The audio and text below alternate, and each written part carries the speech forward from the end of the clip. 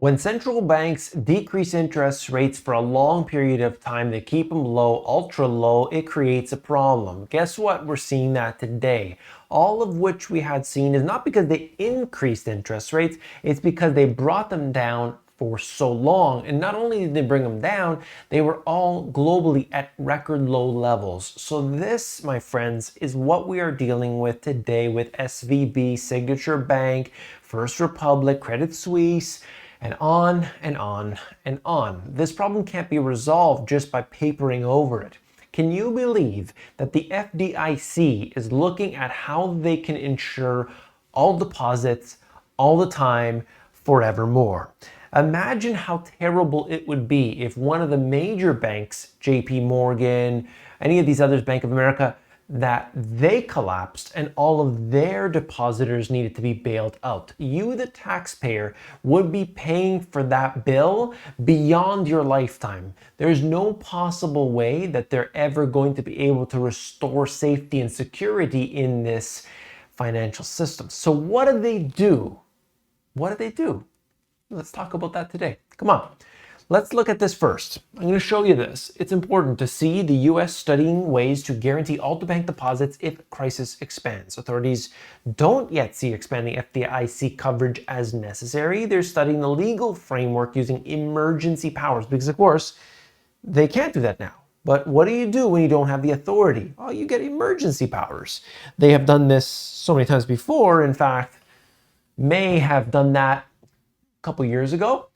But you can see that they need to do this now because of the sheer concern over how fragile this system is. And while they'll point to it over and over again, increasing interest rates, Jerome Powell, he's a bad guy, he's increasing interest rates, it was the low rates that caused the problem. You see, they claimed that inflation was low, unemployment was all good, so what's the problem here? Why not keep interest rates super low? Everything's running smooth. But these risks that they've taken, the problems that they've created, all of this is predicated on the fact that they, encourage risk. That's what they're doing. They're encouraging risk when you bring interest rates down to zero. It wasn't low, it was zero. So of course, free money, right? 11 days of turmoil that brought down 4 banks and left a 5th teetering.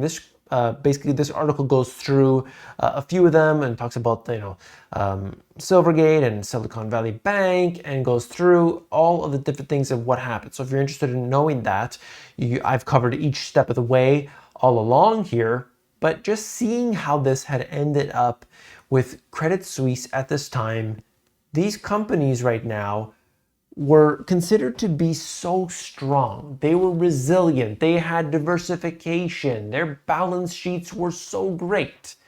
And yet they collapsed. And I don't care what anybody says. In the example of, let's say, Credit Suisse, they collapsed. Okay, they got bought out in a collapse. People don't realize it doesn't have to go bankrupt for it to be a collapse. Before it's going to hit the ground and splat like Wile E. Coyote, somebody basically just reaches out and says, okay, at the last second. But what happens along that fall is losing all of its value. And then just before the end, somebody else comes along to scoop up those assets for pennies on the dollar. They lay people off. They get rid of that. I have some of that today I want to show you. They do this all the time, whether it's the back office usually, or maybe they can consolidate departments to get rid of middle management. They get rid of a lot of the upper management too. And this is what happens. Many financial industries have done this. Many financial companies have done this. And there are many examples throughout 2008, 2009 timeframe. But as I said in the beginning, what are they going to do? You're probably wondering, what can they do at this point? I want to bring that up in this video. Stick with me. Turmoil within the banking sector is likely to bring a vicious start to the end of the bear market in US stocks. The last part of a bear market can be vicious and highly correlated. Prices fall sharply via an equity risk premium spike that is very hard to prevent or defend in one's portfolio. And ultimately, you can see that there's volatility. That's what we're saying here.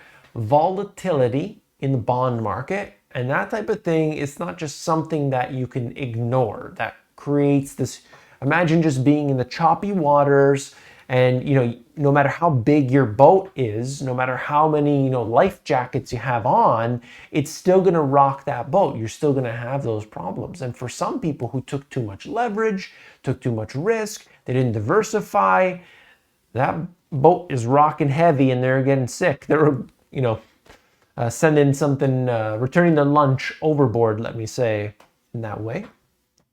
While large banks may be benefiting from their smaller counterparts' troubles, many of them are also banding together again on a rescue plan for First Republic. Jamie Dimon is leading talks with the heads of the other major banks, not the mafia families, not the heads of the 5 families, the heads of the other major banks, to turn some or all of their $30 billion deposit into capital infusion, and essentially saying that they want to be able to backstop the losses for First Republic. They're going to probably grab little pieces of that, and they'll get to turn those parts of the debt into shares, into equity, so they can save it and they can kind of boost themselves up long term. That's what they're saying.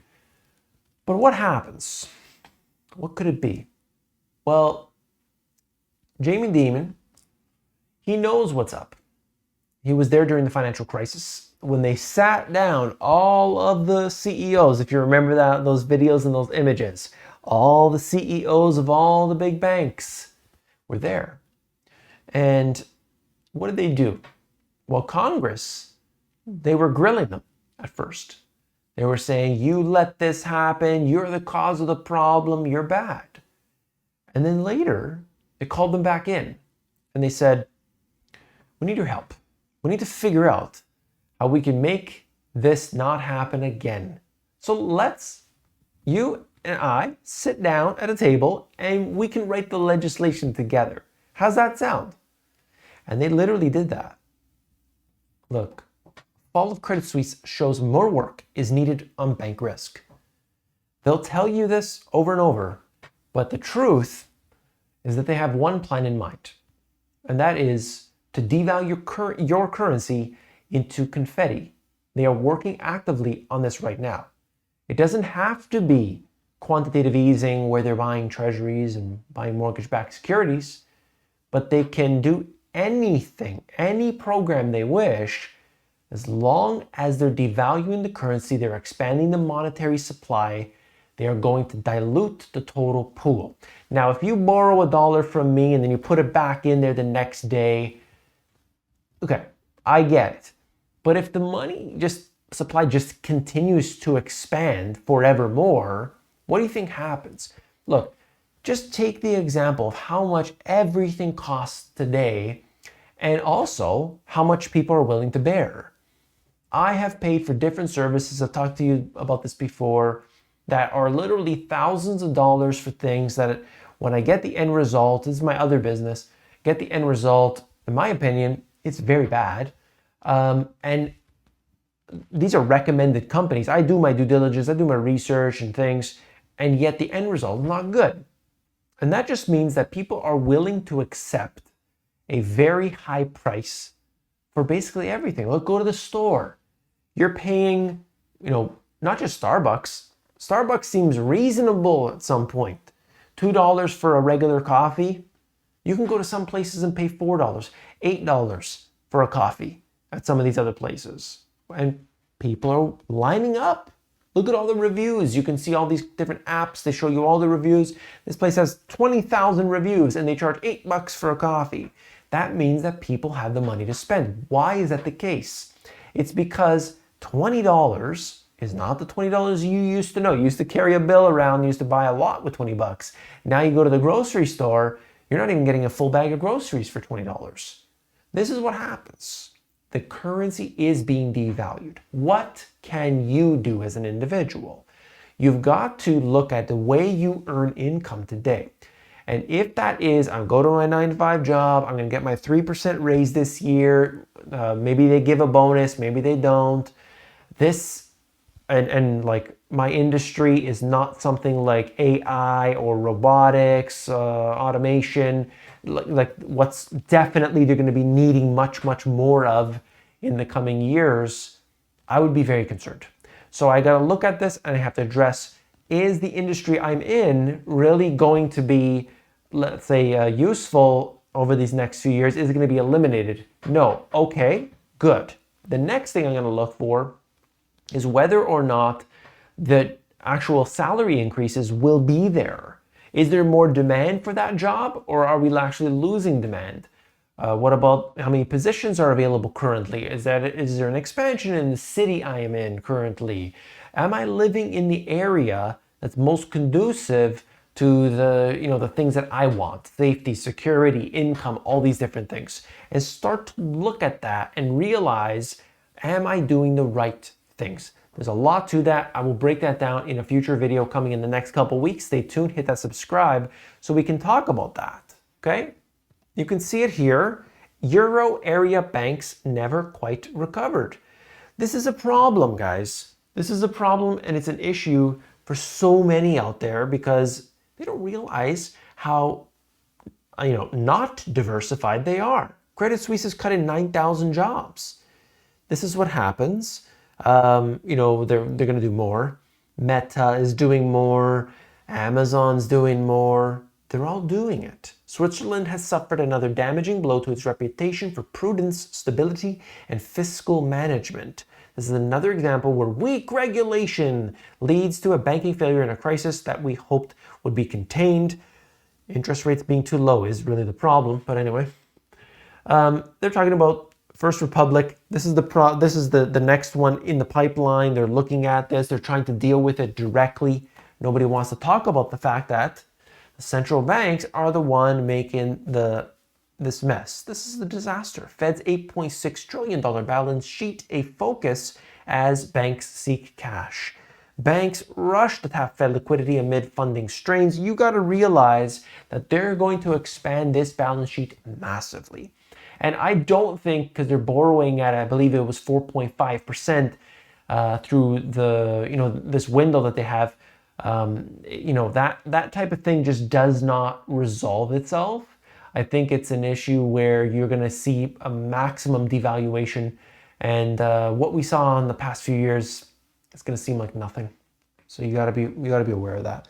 The end of the everything bubble has finally hit the banking system. Credit Suisse and SVB might just be the first of many shocks. I do agree that even if they resolve these companies here, doesn't end it, doesn't fix it. It doesn't cover anything because ultimately they are going to create an even bigger crisis. And they do that when they start hyperinflating the currency. I think ultimately the really risky stocks initially might go down. However, if they say we're going to just print trillions of dollars right now, pick the biggest garbage thing that you can find, and that is going to skyrocket to the moon. That's the way it works. That's what happened in 2020. That's what happened many times before, because the risk is on. No fear in the markets right now. There's a little bit around banks, but look at what happened in the stock market. They don't care. They really don't care at this point because they know the printing presses are about to turn on and that currency is going to turn into confetti. So watch it, pay attention, and that's it. Hit that subscribe. I'll see you tomorrow. Take care.